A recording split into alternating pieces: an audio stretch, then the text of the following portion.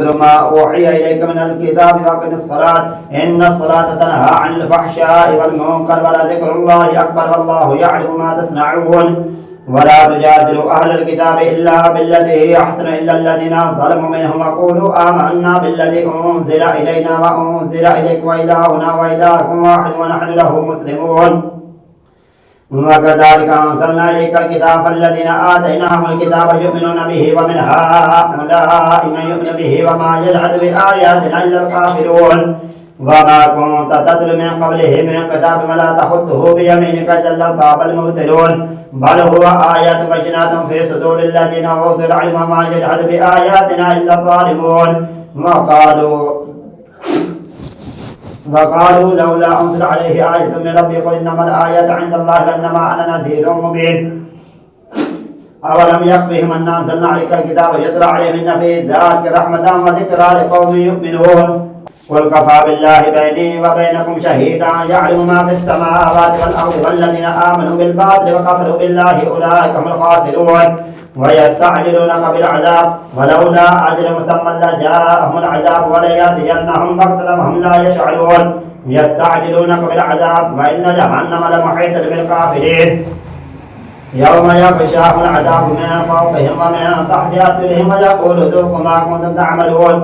يا عبادي الذين آمنوا إن أرضي واسعة فإياي فاعبدون كل نفس ذائقة الموت ثم إلينا ترجعون. والذين آمنوا وعملوا الصالحات لنبوئنهم من الجنة غرفا تجري من تحتها الأنهار خالدين فيها نعم أجر العاملين الذين صبروا على ربهم يتوكلون. وكأي من دابة لا تحمل رزقها وتدخل الشمس والقمر بكل الله يرزقها وإياكم الله يرزقها من يشاء وإياكم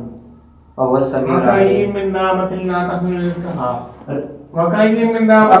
دابة لا تحمل رزقها الله يرزقها وإياكم وهو السميع العليم. بعد إن سألتهم من خلق السماوات والأرض وسخر الشمس والقمر ليقولن الله فأنى يؤفكون. الله يبسط الرزق لمن يشاء من عباده ويقدر له إن الله بكل شيء عليم. ولئن سألتهم من نزل من السماء ماء فأحيا به الأرض من بعد موتها ليقولن الله قل الحمد لله بل أكثرهم لا يعقلون. وما هذه الحياة الدنيا إلا لهو ولعب الدار الآخرة لحيوان لو كانوا يعلمون. وإذا ركبوا في الفلك دعوا الله مخلصين له الدين فلما نجاهم إلى البر إذا هم يشركون ليكفروا بما آتيناهم وليتمتعوا فسوف يعلمون. أولم يروا أنا جعلنا حرما آمنا ويتخطف الناس بالبحر ويتخطف الناس بالبحر وهم يكفرون. ونعظم ممن افترى على الله كذبا وكذب بالحق لما جاء. وما هذه الحياة الدنيا إلا لهو وإن الدار الآخرة لهي الحيوان لو كانوا يعلمون. فإذا ركبوا في الفلك دعوا الله مخلصين له الدين فلما نجاهم من البر إذا هم يشركون ليكفروا بما آتيناهم ليتمتعوا فسوف يعلمون. أولم يروا أنا جعلنا حرما آمنا ويتخطف الناس من حولهم أفبالباطل يؤمنون وبنعمة الله يكفرون. ومن أظلم ممن افترى على الله كذبا أو كذب بالحق لما جاءه وليس بجهنم مثوى للكافرين. والذين جاهدوا فينا لنهدينهم سبلنا وإن الله لمع المحسنين. ألف لام ميم غلبت الروم في أدنى الأرض وهم من بعد غلبهم سيغلبون في بضع سنين لله الأمر من قبل ومن بعد ويومئذ يفرح المؤمنون بنصر الله ينصر من يشاء وهو العزيز الرحيم. وعد الله لا يخلف الله وعده ولكن أكثر الناس لا يعلمون. يعلمون ظاهرا من الحياة الدنيا وهم عن الآخرة هم غافلون. أولم يتفكروا في أنفسهم ما خلق الله السماوات والأرض وما بينهما إلا بالحق وأجل مسمى وأن كثيرا من الناس بلقاء ربهم لكافرون. أولم يسيروا في الأرض فينظروا كيف كان عاقبة الذين من قبلهم كانوا أشد منهم قوة وأثاروا الأرض وعملوها أكثر مما عملوها وجاءتهم رسلهم بالبينات فما كان الله ليظلمهم ولكن كانوا أنفسهم يظلمون. ثم كان عاقبة الذين ساءوا السوء أن كذبوا بآيات الله وكانوا بها يستهزئون. الله يبدأ الخلق ثم يعيده ثم إليه ترجعون ويوم تقوم الساعة يبلس المجرمون ولم يكن لهم من شركائهم شفعاء وقال بشركائهم غافلين ويوم تقوم الساعة يومئذ يتفرقون فأما الذين آمنوا وعملوا الصالحات فهم في روضة يحفرون وأما الذين كفروا وكذبوا بآياتنا ولقاء الآخرة فأولئك في العذاب محذرون فسبحان الله حين تمسون وحين تصبحون وله الحمد في السماوات والأرض وعشيا وحين تظهرون يخرج الحي من الميت ويخرج الميت من الحي ويحيي الأرض بعد موتها وكذلك تخرجون ومن آياته أن خلقكم من تراب ثم إذا أنتم بشر تنتشرون ومن آياته أن خلق لكم من أنفسكم أزواجا لتسكنوا إليها وجعل بينكم مودة ورحمة إن في ذلك لآيات لقوم يتفكرون ومن آياته خلق السماوات والأرض واختلاف ألسنة وألوانكم إن في ذلك لآيات للعالمين ومن آياته منامكم بالليل والنهار وابتغاءكم من فضله إن في ذلك لآيات لقوم يسمعون ومن آياته يريكم البرق خوفا وطمعا وينزل من السماء ماء فيحيي الأرض بعد موتها إن في ذلك لآيات لقوم يعقلون ومن آياته أن تقوم السماء والأرض بأمره ثم إذا دعاكم دعوة من الأرض إذا أنتم تخرجون وله ما في السماوات والأرض قل الله قانتون وهو الذي يبدأ الخلق ثم يعيده وهو أعون عليه وله المثل الأعلى في السماوات والأرض وهو العزيز الحكيم ضرب لكم مثلا من أنفسكم هل لكم مما ملكت أيمانكم من شركاء فيما رزقناكم فأنتم فيه سواء تخافونهم كخيفتكم أنفسكم كذلك نفصل الآيات لقوم يعقلون بل اتبع الذين ظلموا أهواءهم بغير علم فمن يهد من أضل الله وما لهم من ناصرين فأقم وجهك للدين حنيفا فطرة الله التي فطر الناس عليها لا تبديل لخلق الله ذلك الدين القيم ولكن أكثر الناس لا يعلمون منيبين إليه واتقوه وأقيموا الصلاة ولا تكونوا من المشركين من الذين فرقوا دينهم وكانوا شيعا كل حزب بما لديهم فرحون وإذا مس الناس ضر دعوا ربهم منيبين إليه ثم إذا ذاقهم منه رحمة إذا فريق منهم بربهم يشركون ليكفروا بما آتينا فتمتعوا فسوف تعلمون أم أنزلنا عليهم سلطانا فهو يتكلم بما كانوا به يشركون وإذا أذقنا الناس رحمة فرحوا بها وإن تصبهم سيئة بما قدمت أيديهم إذا هم يقنطون أولم يروا أن الله يبسط الرزق لمن يشاء ويقدر إنه بكل شيء عليم شرع لكم إن في ذلك لآيات لقوم يؤمنون إن في ذلك لآيات لقوم يؤمنون فآت ذا القربى حقه والمسكين وابن السبيل ذلك خير للذين يريدون وجه الله وأولئك هم المفلحون وما آتيتم من ربا للجرب وفي أموال الناس فلا جرب عند الله وما آتيتم من زكاة تريدون وجه الله وأولئك هم المضعفون الله الذي خلقكم ثم رزقكم ثم يميتكم ثم يحييكم هل من شركائكم من يفعل من ذلكم من شيء سبحانه وتعالى عما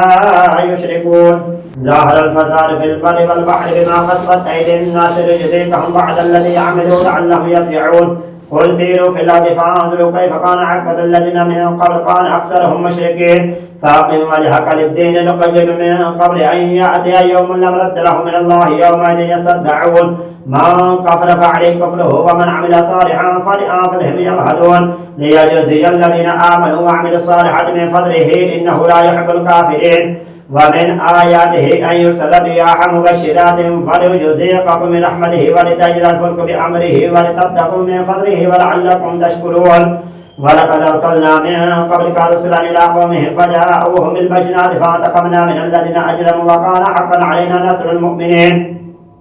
الله الذي يرسل الرياح فتسير سحابا فيبسطه في السماء كيف يشاء ويجعله كسفا فترى البرق يخرج من خلاله وينزل من السماء من جبال فيها من برد فيصيب به من يشاء ويصرفه عن من يشاء يكاد سنا برقه يذهب بالأبصار يقلب الله الليل والنهار إن في ذلك لعبرة لأولي الأبصار والله خلق كل دابة من ماء فمنهم من يمشي على بطنه ومنهم من يمشي على رجلين ومنهم من يمشي على أربع يخلق الله ما يشاء إن الله على كل شيء قدير لقد أنزلنا آيات بينات والله يهدي من يشاء إلى صراط مستقيم كسفا فضرا البرق يخرج من خلال فإذا صاب به من يشاء من عباد إنه إذا هم يستبشرون وإن كانوا من قبل ينزل عليهم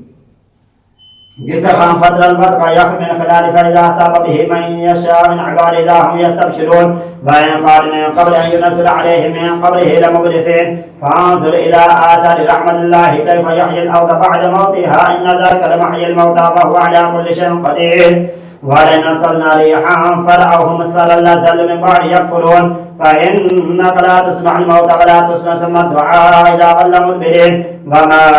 أنت بهاد العمي عن ضلالتهم إن تسمع إلا من يؤمن بآياتنا فهم مسلمون الله الذي خلقكم من ضعف ثم جعل من بعد ضعف قوة ثم جعل من بعد قوة ضعفا وشيبة يخلق ما يشاء وهو العليم القدير ويوم تقوم الساعة يقسم المجرمون ما لبثوا غير ساعة كذلك كانوا يؤفكون وقال الذين أوتوا العلم والإيمان لقد لبثتم في كتاب الله إلى يوم البعث فهذا يوم البعث لكنكم كنتم لا تعلمون فيومئذ لا ينفع الذين ظلموا معذرتهم ولا هم يستعجلون ولقد ضربنا للناس في هذا القرآن من كل مثل ولئن جئتهم بآية ليقولن الذين كفروا إن أنتم إلا مبطلون كذلك يطبع الله على قلوب الذين لا يعلمون فاصبر إن وعد الله حق ولا يستخفنك الذين لا يوقنون ألف لام ميم تلك آيات الكتاب الحكيم هدى ورحمة للمحسنين الذين يقيمون الصلاة ويؤتون الزكاة وهم بالآخرة هم يوقنون أولئك على هدى من ربهم وأولئك هم المفلحون ومن الناس من يشتري له الحديث ليضل عن سبيل الله بغير علم ويتخذها هزوا أولئك لهم عذاب مهين وإذا تتلى عليه آياتنا ولى مستكبرا كأن لم يسمعها كأن في أذنيه وقرا فبشر بعذاب أليم إن الذين آمنوا وعملوا الصالحات لهم جنات النعيم خالدين فيها بعد الله حقا وهو العزيز الحكيم خلق السماوات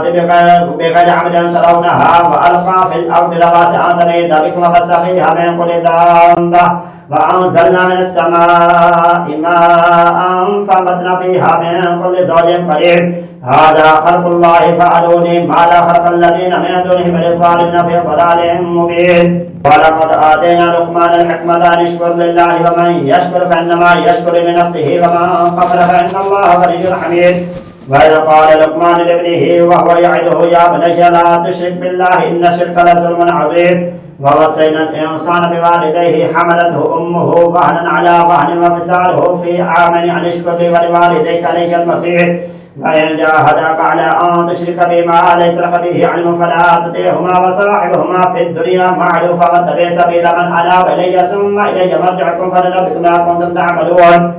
يا بني إنها إن تك مثقال حبة من خردل فتكون في صخرة أو في السماوات أو في الأرض أو يأت بها الله إن الله لطيف خبير يا بني أقم الصلاة وأمر بالمعروف ونهى عن المنكر واصبر على ما أصابك إن ذلك من عزم الأمور ولا تصاعد خدك للناس ولا تمشي في الأرض مرحا إن الله لا يحب كل مختار فخور واقصر في مشيك واغضض من صوتك إن أنقر الأصوات لصوت الحمير ألم تروا أن الله سخر لكم ما في السماوات وما في الأرض وأسبغ عليكم نعمه ظاهرا وباطنا ومن الناس من يجادل في الله بغير علم ولا هدى ولا كتاب منير وإذا قيل لهم اتبعوا ما أنزل الله قالوا بل نتبع ما وجدنا عليه آباءنا أولو كان الشيطان يدعوهم إلى عذاب السعير ومن يسلم وجهه إلى الله وهو محسن فقد استمسك بالعروة الوثقى وإلى الله عاقبة الأمور ومن كفر فلا يحزنك كفره إلينا مرجعهم فلننبئ بما عملوا إن الله عليم بذات الصدور نمتعهم قليلا ثم نضطر إلى عذاب غليظ ولئن سألتهم من خلق السماوات والأرض ليقولن الله قل الحمد لله بل أكثرهم لا يعلمون لله ما في السماوات والأرض إن الله هو الغني الحميد ولو أن ما في الأرض من شجرة أقلام والبحر يمده من بعده سبعة أبحر ما نفذت كلمات الله إن الله عزيز حكيم ما خلقكم ولا بعثكم إلا كنفس واحدة إن الله سميع بصير ألم تر أن الله يولج الليل في النهار ويولج النهار في الليل وسخر الشمس والقمر كل يجري على مسمى وأن الله ما تعملون خبير ذلك بأن الله هو الحق وأن ما يدعون من دونه الباطل وأن الله هو العلي الكبير ألم تر أن الفلك تجري في البحر بنعمة الله ليريكم من آياته إن في ذلك لآيات لكل صبار شكور وإذا غشيهم موج كالظلل دعوا الله مخلصين له الدين فلما نجاهم إلى البر فمنهم مقتصد وما يجحد بآياتنا إلا كل ختار كفور يا أيها الناس اتقوا ربكم واخشوا يوما لا يجزي والد عن ولده ولا مولود هو جاز عن والده شيئا إن وعد الله حق فلا تغرنكم الحياة الدنيا ولا يغرنكم بالله الغرور إن الله عنده علم الساعة وينزل الغيث ويعلم ما في الأرحام وما تدري نفس ماذا تكسب غدا وما تدري نفس بأي أرض تموت إن الله عليم خبير ألف لام ميم تنزيل الكتاب لا ريب فيه من رب العالمين أم يقولون افتراه بل هو الحق من ربك لتنذر قوما ما جاءهم نذير من قبلك لعلهم يهتدون الله الذي خلق السماوات والأرض وما بينهما في 6 أيام ثم استوى على العرش ما لكم من دونه من ولي ولا شفيع أفلا تتذكرون يدبر الأمر من السماء إلى الأرض ثم يعرج إليه في يوم كان مقداره 50,000 سنة فاصبر مقداره 1000 سنة مما تعبدون وكان مقدار 1000 سنة مما تعبدون ذلك عالم الغيب والشهادة العزيز الرحيم الذي أحسن كل شيء خلقه وأبدا خلق الإنسان من طين ثم جعل نسله من سلالة من ماء مهين ثم سواه ونفخ فيه من روحه وجعل لكم السمع والأبصار والأفئدة قليلا ما تشكرون وقالوا وإذا ضللنا في الأرض إنا لفي خلق جديد بل هم بلقاء ربهم كافرون قل يتوفاكم ملك الموت الذي وكل بكم ثم إلى ربكم ترجعون ثم جعل نسله من سلالة من ماء مهين ثم سواه ونفخ فيه من روحه وجعل لكم السمع والأبصار قليلا وترى الجبال تحسبها وقالوا وإذا ضللنا في الأرض إنا لفي خلق جديد وقالوا وإذا ضللنا في الأرض إنا لفي كافرون قل يتوفاكم ملك الموت الذي وكل ثم إلى ربكم ترجعون ولو ترى إذ المجرمون ناكسوا رؤوسهم عند ربهم ربنا أبصرنا وسمعنا فارجعنا نعمل صالحا إنا موقنون ولو شئنا لآتينا كل نفس هداها ولكن حق القول مني لأملأن جهنم من الجنة والناس أجمعين فذوقوا بما نسيتم لقاء يومكم هذا إنا نسيناكم وذوقوا عذاب الخلد بما كنتم تعملون إنما يؤمن بآياتنا الذين إذا ذكروا بها خروا سجدا وسبحوا بحمد ربهم وهم لا يستكبرون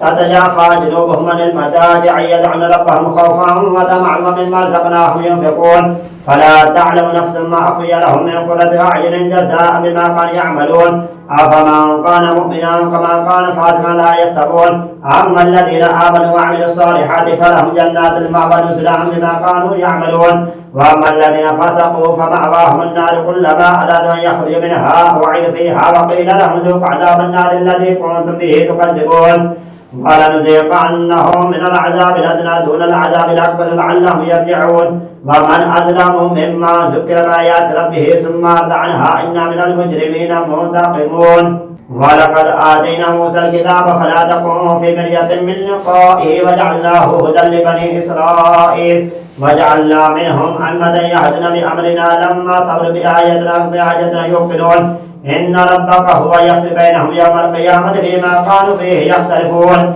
أولم يهد لهم كما أهلكنا من قبلهم من القرون يمشون في مساكن إن في ذلك لآياتنا فلا يسمعون أولم يروا أنا نسوق الماء إلى الأرض الجرز فنخرج به زرعا تأكل منه أنعامهم وأنفسهم أفلا يبصرون ويقولون متى هذا الفتح إن كنتم صادقين قل يوم الفتح لا ينفع الذين كفروا إيمانهم ولا هم ينذرون فأعرض عنهم واعتذر إنهم منتظرون يا أيها النبي اتق الله ولا تطع الكافرين والمنافقين إن الله كان عليما حكيما واتبع ما يوحى إليك من ربك إن الله كان بما تعملون خبيرا وتوكل على الله وكفى بالله وكيلا ما جعل الله لرجل من قلبين في جوفه وما جعل أزواجكم اللائي تظاهرون منهن أمهاتكم وما جعل أدعياكم أبناءكم ذلكم قولكم بأفواهكم الله يقول الحق وهو يهدي السبيل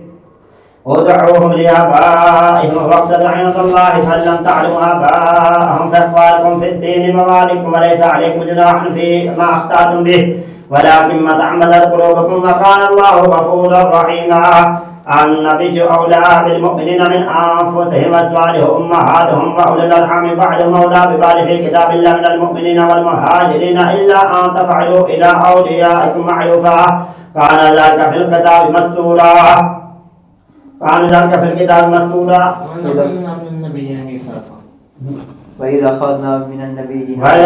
من النبيين ميثاقهم ومن نوح وإبراهيم وموسى وعيسى ابن مريم أخذنا منهم ميثاقا غليظا ليسأل الصادقين عن صدقهم وأعد للكافرين عذابا أليما. يا أيها الذين آمنوا اذكروا نعمة الله عليكم إذ جاءتكم جنود فأرسلنا عليهم ريحا وجنودا لم تروها وكان الله ما تعملون بصيرا. إذ جاءوكم من فوقكم ومن أسفل منكم وزاغت الأبصار وبلغت القلوب الحناجر وتظنون بالله الظنونا هنالك ابتلي المؤمنين وزلزلوا زلزالا شديدا وإن يقول المنافقون والذين في قلوبهم مرض ما وعدنا الله ورسوله إلا غرورا. بل قالت طائفة منهم يا أهل يثرب لا مقام لكم فارجعوا ويستعجل فريق منهم النبي يقولون إن بيوتنا عورة وما هي بعورة إن يريدن إلا فرارا ولو دخلت عليه من أقطارها ثم سئل الفتنة لآتوها وما تربصوا بها إلا يسيرا. ولقد كانوا عاهد الله من قبل لا يولون الأدبار فكان عهد الله مسؤولا. قل لن ينفعكم الفرار إن فررت من الموت أو القتل وإذا لتمتعون إلا قليلا. قل ما ذا الذي يعصمكم من الله إن أراد بكم سوءا أو أراد بكم رحمة ولا يجدون لهم من دون الله وليا ولا نصيرا. قد يعلم الله المعوقين منكم والقائلين لإخوانهم هلم إلينا ولا يأتون الباس إلا قليلا.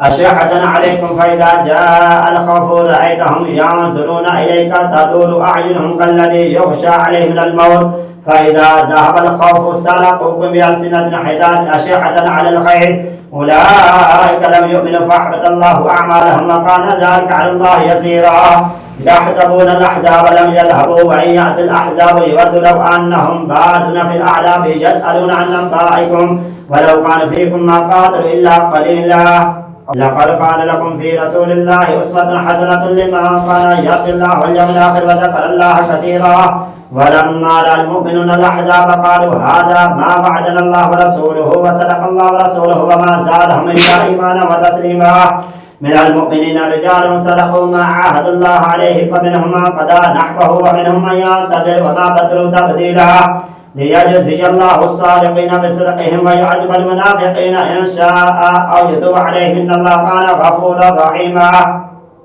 ورد الله الذين كفروا بغيظهم لم ينالوا خيرا وكفى الله المؤمنين القتال وكان الله قويا عزيزا. وأنزل الذين ظاهروهم من أهل الكتاب من صياصيهم وقذف في قلوبهم الرعب فريقا تقتلون وتأسرون فريقا وأورثكم أرضهم وديارهم وأموالهم وارضا لم تطئوها وكان الله على كل شيء قديرا. يا أيها النبي قل لأزواجك إن كنتن تريدن الحياة الدنيا وزينتها فتعالينا أمتعكن وأسرحكن سراحا جميلا. وإن كنتن تريدن الله ورسوله والدار الآخرة فأعد للمحسن أجرا عظيما. يا نساء النبي من يأت منكن بفاحشة مبينة يضاعف لها العذاب ضعفين وكان ذلك على الله يسيرا.